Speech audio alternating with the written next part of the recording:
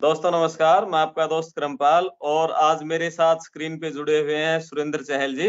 सुरेंद्र जी Australia में रहते हैं और वहां से लगातार दूसरी बार पार्षद बने हैं। तो सुरेंद्र जी की राजनीतिक यात्रा के बारे में आज हम बात करेंगे। किस तरह कब वो वहां ऑस्ट्रेलिया गए थे इंडिया से और कैसा उनका अब तक का राजनीतिक सफर रहा है। तो सुरेंद्र जी सबसे पहले आपको नमस्कार और दूसरी बार पार्षद बनने पर बधाई। नमस्कार करमपाल जी और पड़ताल टीवी के सभी दर्शकों को मेरा हार्दिक वंदन एवं अभिनंदन। जी थैंक यू। तो सुरेंद्र जी बताइए आप कौन से शहर से पार्षद बने हैं? मैं देखो साउथ ऑस्ट्रेलिया में स्टेट है ऑस्ट्रेलिया में एक स्टेट है साउथ ऑस्ट्रेलिया। जी। तो उसमें काउंसिल है सिटी ऑफ वेस्ट ऑरेंज। उसके प्लिम्पटन वार्ड से मैंने चुनाव लड़ा है। 2018 में पहली बार लड़ा था तो अच्छी मार्जिन से जीत हुई थी। अब की बार उसी वार्ड से मैंने दोबारा से चुनाव लड़ा है। जी। अब की बार भी अच्छे मार्जिन से जीत हुई है। जी, जी, बहुत बढ़िया। तो क्या अचीवमेंट्स रहे सुरेंद्र जी कि वहाँ के मतदाताओं ने लगातार आप पर भरोसा जताया? देखो अचीवमेंट तो क्या थी कि जो भी हमारी मूलभूत सुविधाएं थी, कुछ भी हमारे रिलेटेड कोई भी कार्य थे, मैंने मतलब अपना 100% दिया। और मैं जी, कम्युनिटी के बीच में रहा। कम्युनिटी के हकों के लिए या उनकी सुविधाओं के लिए जितना भी मेरे से हो सकता था मेरे वार्ड के अंदर मैंने करने की भरपूर कोशिश की। और शायद इसी का नतीजा है कि दोबारा से लोगों ने मुझ पर विश्वास किया और दोबारा से मुझे चुना। जी। तो सुरेंद्र जी कितने वोटर आपके वार्ड में थे और कितने देशों के लोग वहाँ रहते हैं, थोड़ा बताएँगे? मेरे वार्ड में इस टाइम टोटल 5,796 वोट थे। जी। और ये 110 देशों से आए हुए अलग-अलग कंट्री से आए हुए लोग हैं। किसी हुँ। कंट्री से 10 हैं, किसी से 20 हैं, किसी से 50 हैं, किसी से 100 हैं। जैसे इंडिया के मैं और नेपाल के मिला के चलूँ तो हमारे अंदाज़ा ही 450 वोट थे। जी। तो सुरेंद्र जी बताइए आप इंडिपेंडेंट इलेक्शन लड़े हैं, वहाँ किसी पार्टी से जुड़े हुए हैं आप? मैं पार्टी से जुड़ा हुआ हूँ, लेबर पार्टी से, लेकिन जो लोकल गवर्नमेंट के चुनाव होते हैं, इसमें पार्टी का कोई ज़्यादा इतना दखल-अंदाज़ी नहीं होती। और जी। मैंने कोशिश की कि मैं अपने इंडिपेंडेंट तरीके से ही चुनाव लड़ूँ और पार्टी के किसी व्यक्ति को इन्वॉल्व ना करूँ। जी। तो अभी लेबर पार्टी की सरकार है ऑस्ट्रेलिया में तो? हाँ, लेबर पार्टी की सरकार है और जी। अच्छे मार्जिन से सरकार बनी थी। पीछे चुनाव हुए थे इसके मार्च के अंदर। जी। और सुरेंद्र जी ये बताओ कि वहाँ जब चुनाव हो रहा था, तो इंडिया की तरह जैसे अपने यहाँ पूरा दिन माइक घूमते रहते हैं, जो ऑटो रिक्शा घूमती रहती हैं, पोस्टर, बैनर सारा मतलब पूरे शहर को पाट देते हैं और इतना शोर-शराबा रहता है। वहाँ किस तरह का चुनाव प्रचार होता है ऑस्ट्रेलिया में? यहाँ इस तरह का बिल्कुल भी नहीं है। लाउड स्पीकर ये तो बहुत बहुत बड़ी बातें हैं, ये अलाउड ही नहीं है। दूसरा क्या है हुँ, कि देखो ब्रोशर बनाते हैं, लेटर बॉक्स में डाल देते हैं कि आप क्या करना चाहते हो, आपके बारे में बताते हो और क्या आपकी आइडिया है, क्या आपकी प्लानिंग है, तो आप अपने हिसाब से अपने ब्रोशर बनाते हो। वो हुँ, हर किसी के लेटर बॉक्स में डाल दो। दूसरा क्या है कि अपने यार दोस्त हैं, मिलने-जुलने वाले उनके घरों में और फ्लूट वगैरह जो पोस्टर वगैरह बना के आप टांग सकते हो। लेकिन पब्लिकली किसी भी जगह पर आप ना तो अलाउड हो किसी भी तरह का, लेकिन हाँ, आप अगर चाहते हो तो नुक्कड़ सभाएँ कर सकते हो। हुँ, उसमें आप लोगों को इनवाइट करो पार्क में या कम्युनिटी सेंटर में कहीं भी या शॉपिंग सेंटर है, वहाँ लोगों से बात करो। तो किसी भी तरह हुँ, के ना तो जलसे होते, ना लाउड स्पीकर होते, किसी भी तरह का शोर-शराबा नहीं होता। बहुत ही हुँ। शांतिपूर्ण तरीके से चुनाव होते हैं, लेकिन पता भी नहीं चलता कि चुनाव चले हुए हैं। जी, तो राजनीति की बात चल रही है, थोड़ा ये बताओ सुरेंद्र जी, भारत की राजनीति है और ऑस्ट्रेलिया की राजनीति है, क्या मेन डिफरेंस आपको लगा? हमारे यहाँ नेताओं के पीछे इतने-इतने सिक्योरिटी गार्ड रहते हैं और चुनाव में इतना हज़ारों करोड़ का खर्चा हो जाता है। मुख्यमंत्री या मंत्री भी कहीं शहर में आता है तो सड़कें बिल्कुल जाम कर दी जाती हैं उसके लिए। वहाँ किस तरह की राजनीति है? यहाँ तो देखो ये फ़र्क है वीआईपी कल्चर का और नॉन वीआईपी कल्चर का। ऑस्ट्रेलिया में किसी भी तरह का वीआईपी कल्चर नहीं है। आपको चीफ मिनिस्टर यहाँ प्रीमियर बोलते हैं उसको, वो अपनी गाड़ी चला के खुद जाता है, कोई गनमैन नहीं होता, पब्लिकली अकेला जाता है, कोई सिक्योरिटी की ज़रूरत नहीं।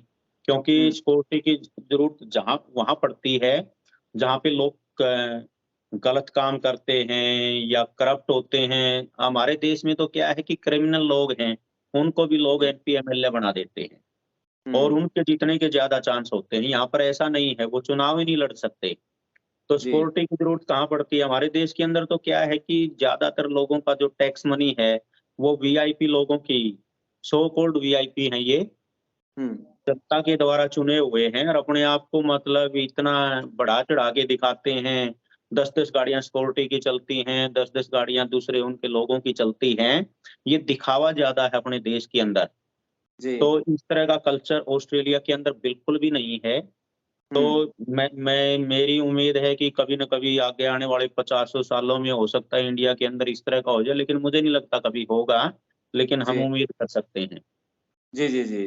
तो ये तो बहुत बड़ी बात बताई कि चीफ मिनिस्टर खुद अपनी गाड़ी चला के ड्राइव करके जाता है और कोई गनमैन नहीं होता उसके साथ। बिल्कुल, बिल्कुल, किसी भी तरह का कुछ भी वीआईपी कल्चर है ही नहीं। ज़रूरत क्या है? जब मान लो चीफ मिनिस्टर को अगर प्रीमियर को गाड़ी चलानी आती है या हम्म प तो दूसरे ड्राइवर की ज़रूरत क्या है? और हमारे देश के अपने अंदर तो दिखावा इतना ज़्यादा है, ढकोसलेबाज़ी इतनी ज़्यादा है, जब तक उसके साथ कि ये तो एमपी एमएलए की बात है इंडिया में, लेकिन अगर कोई पार्षद भी बन जाता है ना, वो भी बड़ी-बड़ी गाड़ी लेके घूमता है, 5-10 लोग उसके पीछे घूमते हैं। अब मैं दूसरी बार बना हूँ, शायद मेरे पड़ोसियों को भी नहीं पता कि मैं बन लिया। और अपने सपोज करो हरियाणा में या किसी भी राज्य में कोई चीफ मिनिस्टर किसी जिले में आता है तो देखते हैं कि उसके जिले के हजारों कर्मचारी तैनात कर जाते हैं सड़कों पर चौराहों पर, रास्ते जाम और ट्रैफिक डाइवर्ट हो जाता है। कितना तामझाम उस दिन हर आदमी को पता चल जाता है कि यहाँ कोई चीफ मिनिस्टर या कोई नेता आया हुआ है। बताओ। देखो, जो भी पॉलिटिकल लोग होते हैं, वो जनता की भलाई के लिए चुने जाते हैं और हम्म सबसे बड़ी शर्मनाक बात है कि वही लोग बनने के बाद जनता को परेशान करते हैं। मान लो चीफ मिनिस्टर हमारे जींद में आता है, तो हम्म गलियां, सड़क सारी बंद कर देते हैं, ठीक हम्म है? लेकिन उस चीफ मिनिस्टर का बनाया किस लिए है? लोगों की भलाई के लिए। और जी वो अगर आता है तो सड़कें जाम करने की क्या ज़रूरत है? हम्म मतलब ये मतलब शर्मनाक चीज़ है हमारे देश के अंदर। जी जी जी जी। जो तो जितना बड़ा वीआईपी होता है, उतना ही ज़्यादा जनता को परेशान करते हैं। जब वो किसी भी शहर में जाता है, गाँव में जाता है, हम्म तो मतलब ऑस्ट्रेलिया में इस तरह का कुछ भी नहीं है। जी, थोड़ा सुरेंद्र जी अपने ऑस्ट्रेलिया के सफर के बारे में बताइए। ऑस्ट्रेलिया कब गए थे और क्या क्या बिजनेस है आपका वहाँ पर? देखो करमपाल जी, मैं गया था 2007 में जी। और जब गया था जाते ही मेरे साथियों ने बताया था कि यहाँ टैक्सी का काम अच्छा है, तो टैक्सी चलानी पड़ सकती है। मैं लेक्चरर था एसडी स्कूल में, तो मैं मन बना के गया था कि टैक्सी ही चलावांगे, कोई बात नहीं, जब अच्छे पैसे हैं तो पैसे की ज़रूरत थी। ओके, तब 2007। जब आप इंडिया से गए तब आप लेक्चरर थे? हाँ, एसडी स्कूल के अंदर अपना जींद शहर का। आपको पता जी, है जी। सबसे बड़ा स्कूल हरियाणा में एक टाइम पे रह लिया वो। जी, जी, जी, जी। और वहाँ जाके टैक्सी चलाई फिर आपने?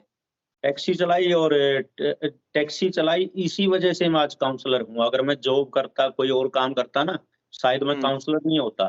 क्योंकि जी। टैक्सी की वजह से क्या बाद में अपनी टैक्सी डाल ली, फ्री माइंड था, कहीं भी जा सकते थे, आ सकते थे। टैक्सी हुँ, ड्राइवर फिर कमेटी का मैं मेंबर बना, फिर ड्राइवरों के हकों की, ऑपरेटरों के हकों की लड़ाई लड़ी। जो जी। भी गलत चीज़ें थी वो सरकार से मनवाई और हुँ, कुछ प्रोटेस्ट किए, हड़ताल की।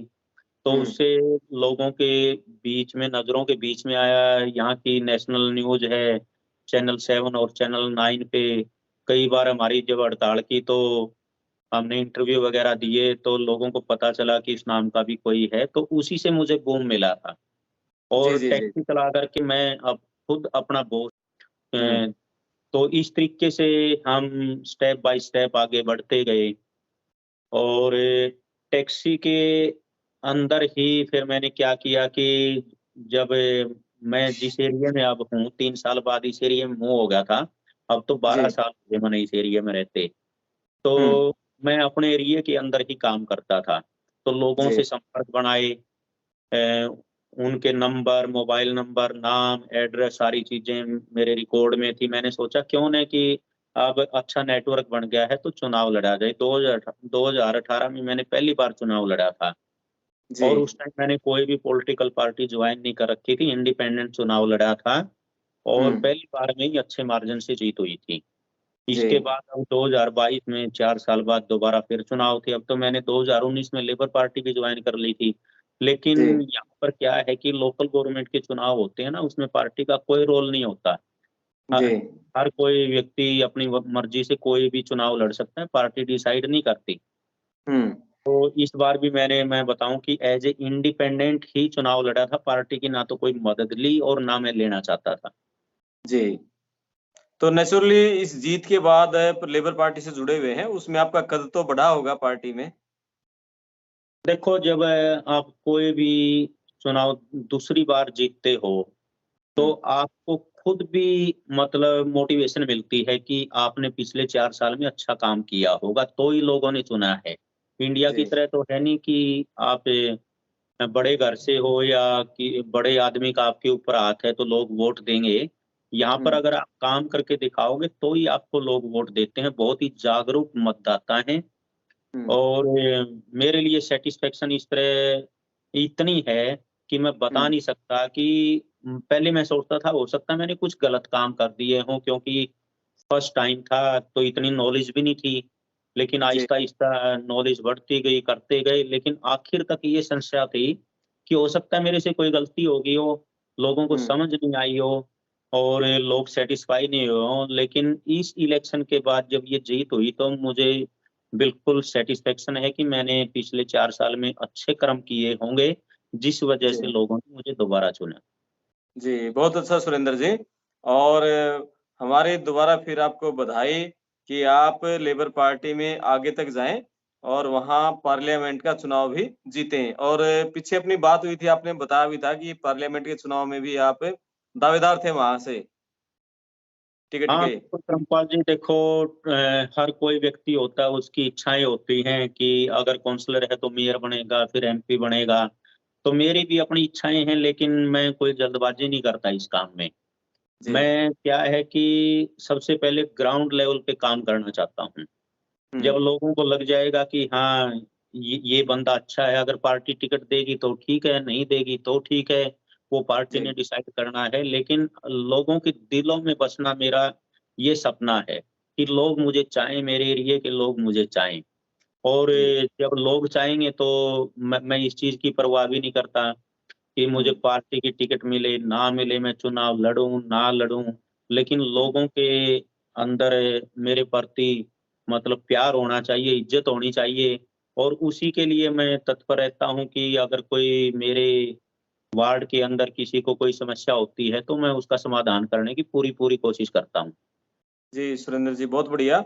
और आज हम सिर्फ़ राजनीति पे ही बातें करेंगे और वहाँ ऑस्ट्रेलिया के बारे में, वहाँ इंडिया से लोग बच्चे वहाँ जाएँ या वर्क वीज़ा, हम एक दूसरी वीडियो में उस पर विस्तार से बातचीत भी आपसे लगातार करते रहेंगे। और कुछ राजनीति के बारे में आप बताना चाहें, इंडिया की राजनीति से कुछ कंपैरिज़न करके, किस तरह से वहाँ से कुछ सीख सकें हमारे राजनेता और हमारे जो आम वोटर भी किस तरह से अपने राजनेताओं का चयन करें? देखो, ऑस्ट्रेलिया और इंडिया की राजनीति को हम कंपेयर भी नहीं कर सकते। दोनों जगह लोकतंत्र है, डेमोक्रेसी है, लेकिन ऑस्ट्रेलिया में एक ख़ास बात है कि यहाँ पर किसी भी तरह का कोई भी वीआईपी कल्चर नहीं है। हुँ, लोग काउंसलर भी बनते हैं, मेयर बनते हैं या मेंबर ऑफ पार्लियामेंट बनते हैं, स्टेट एमपी बनते हैं, वो लोगों की भलाई के लिए बनते हैं और हमारे देश में क्या है कि भारतवर्ष के अंदर एक बार बन जाते हैं, बनने के बाद है ना लोग उनके पीछे चक्कर काटते हैं। हमें हाँ, उनके सुरेंद्र पीछे जी, चक्कर काट एक बीच में टोकना चाहूँगा। हमारे यहाँ एक पार्षद, नगर परिषद का चेयरमैन, एक सिंपल एमएलए भी एक बार जीतने के बाद वो करोड़पति बन जाता है, भ्रष्टाचार इतना हो जाता है। क्या वहाँ भी इसी तरह है क्या? नहीं, बिल्कुल भी नहीं है। देखो, मैं बताऊँ हमारे लिए तो ये है ना काउंसलर का पद एज़ ए समाज सेवा है, वॉलंटियर हुँ, वर्क है हुँ, और मैं तो सोच भी नहीं सकता किसी भी तरह के करप्शन की, हुँ, क्योंकि इस देश ने जो जितना मुझे दिया है ना, इतना शायद मुझे हिंदुस्तान में रहता तो मुझे नहीं मिलता। जी, अगर मैं मेरे गाँव में होता तो शायद लोग मुझे सरपंच नहीं बनाते, ये देखते कि ये चैल है, मोर ज़्यादा है। जी, जी। तो इस देश में आए, जो सपने लेके आए थे ना, वो सपने जो सोच के आए थे ना, उससे ज़्यादा मिला है इस देश के अंदर। तो मैं तो जी, इस तरह की सोच भी नहीं सकता और इस तरह का कल्चर है भी नहीं कि लोग बनते हैं, करप्शन करते हैं। हुँ, हमारे तो क्या है कि देखो इलेक्शन में अगर पार्षद का भी चुनाव होता है, उसमें करोड़ों रुपए खर्च कर देते हैं। अगर वो जी, करोड़ों रुपए खर्च करते हैं तो इसका मतलब है ना वो पैसे उन्होंने 1 करोड़ खर्च किए हैं तो 10 करोड़ बनाने भी। जी। तो बहुत ज़्यादा आपके है। चुनाव में कितना रुपया खर्च हुआ होगा? आपने दूसरी बार जो पार्षद का चुनाव जीता? देखो, मैंने ना तो किसी से डोनेशन लिया, ना मेरे किसी ने माला डाली, ना जी, मुझे ज़रूरत थी। मेरे हुँ, 2-4 हज़ार डॉलर लगे होंगे, वो भी अगर काम का नुकसान हुआ जो मैं काम नहीं कर पाया और 1000-2000 डॉलर मैंने जो पब्लिसिटी पे लगाए, वही खर्च हुआ है, कोई ज़्यादा नहीं हुआ। जी, जी, जी, जी। चलो, बहुत बढ़िया और सुरेंद्र जी। अगर मैं ज़्यादा खर्च करता तो वो मैं कमाता कहाँ से? बिल्कुल, है, बिल्कुल। कमाने की नीयत है ही नहीं।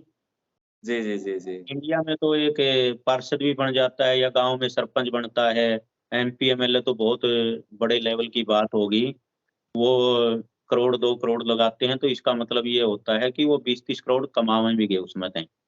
बिल्कुल, हम देखते हैं कि एक ही टर्म में पार्षद और सरपंच कोठियाँ बना लेते हैं।